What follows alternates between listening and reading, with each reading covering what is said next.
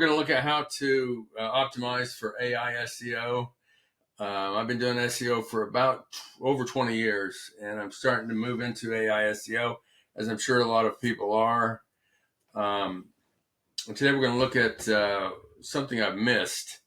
I use ChatGPT constantly and some other AI programs. And I really don't have my head wrapped around it because I don't understand all the things it can do.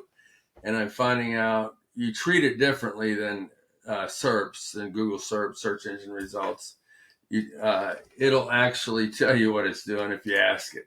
And that's what I forgot to do. So I'm sitting here and I'm thinking, why don't I just ask AI what it looks for when it goes out to find something local for a local business? And that's exactly what I did. And then I kind of drilled down as I went. And I realized I had to ask it more specific questions to get the answers that I really wanted.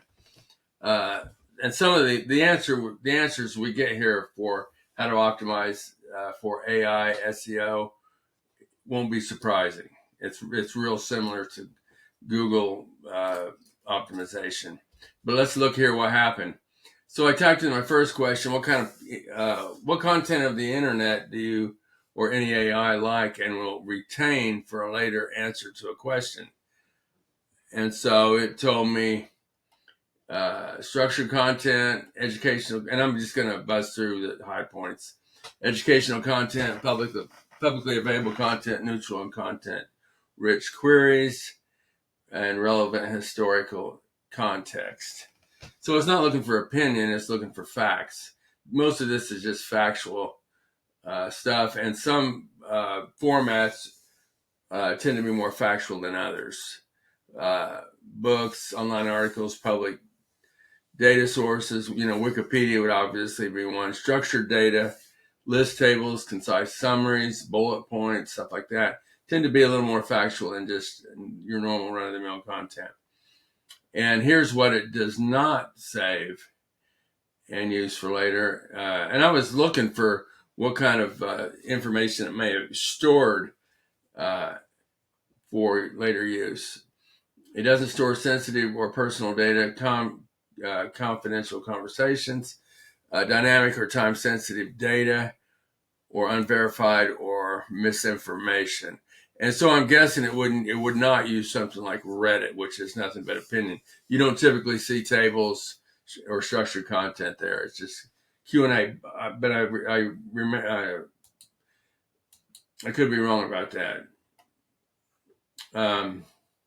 So I dug down a little deeper and I said, so if I ask you for a roofing contractor in Kansas City, how do you gain the information you're going to use to answer me? And I wasn't really thinking this whole thing through. My eyes opened up a little more as I went. And so it said, told me what to search for, but it told me in really vague terms: up-to-date information, credibility, contextual relevance, and summarize and present is what it does last. But then nothing here, it looks at sources like Google Maps, Yelp, BBB, and similar platforms. Well, that's great. But what exactly in those platforms are you looking for? And so as I went, I drilled down. And then I asked, do you start by searching Google? And it says, yes, if I need up-to-date information. My process often starts by conducting a search using these tools. And it allows me to access current and accurate information from other reliable sources, including Google search results, Google Maps. So it starts at Google's, I think is what it's telling me, and then it branches out. Real similar to a regular search. So my last question was, exactly what credibility would you look for? Be specific. And this is where rubber met the road here.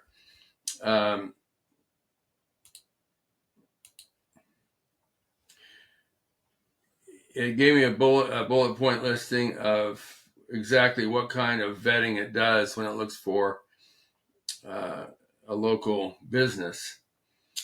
And this is, I always say, this is like something Consumer Reports would do. It's not looking whether you like blue or red. It's looking about the value and the credibility of the business based on certain factors. And those factors are customer reviews and ratings. I won't go down through each one of these. I'm going to put this below the video, by the way. Certifications and licenses, years of experience, affiliations and accreditation, website professionalism, and certain things about the website looks for, insurance coverage. This may or may not apply to every business, I would think. Customer support and responsiveness, that's important. And case studies, specialization, expertise, warranties and guarantees, things that you would look for if you're critically thinking about hiring a business and wanted to vet them for certain factors.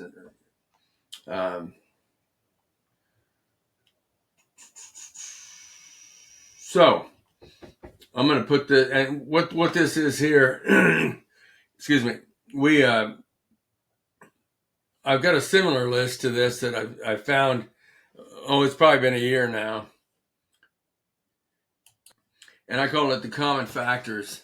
And I kept seeing this show up when I was doing the comparison analysis, content comparison from my site to the first, second, and third sites in the search results. And it kept showing what I was missing. And pretty soon I built a list.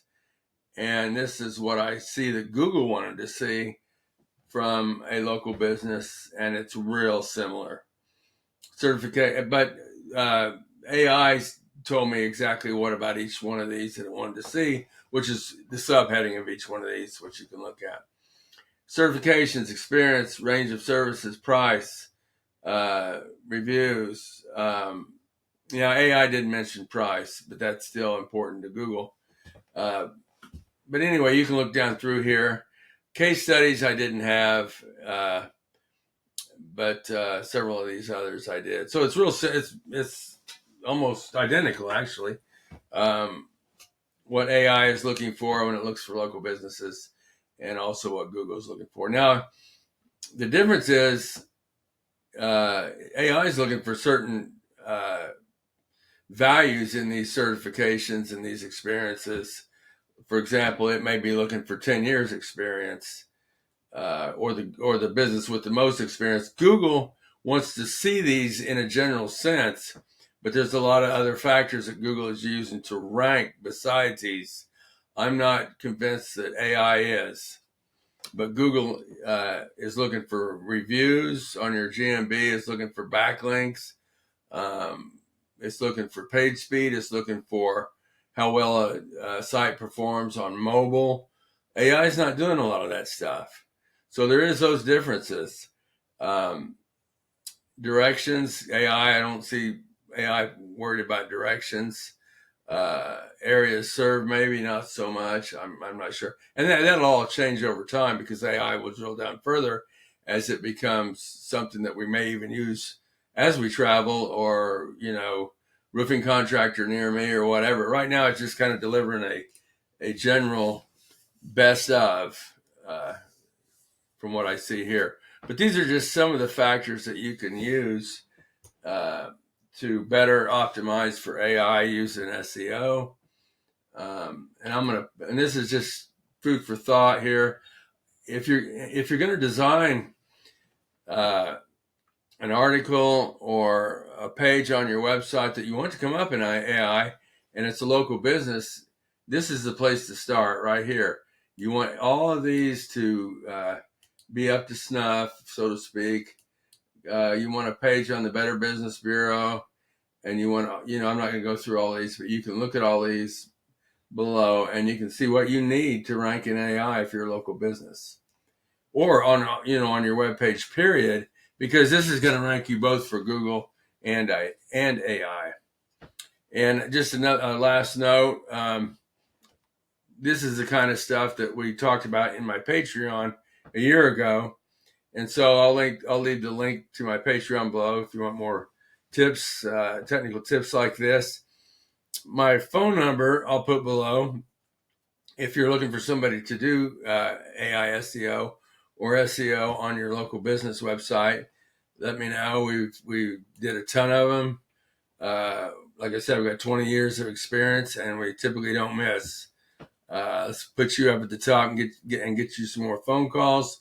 If you're looking for AI SEO, but don't have the time to mess with all this because your business is what you are involved with on a day-to-day basis, give us a call and please subscribe. And I hope this does you a ton of good.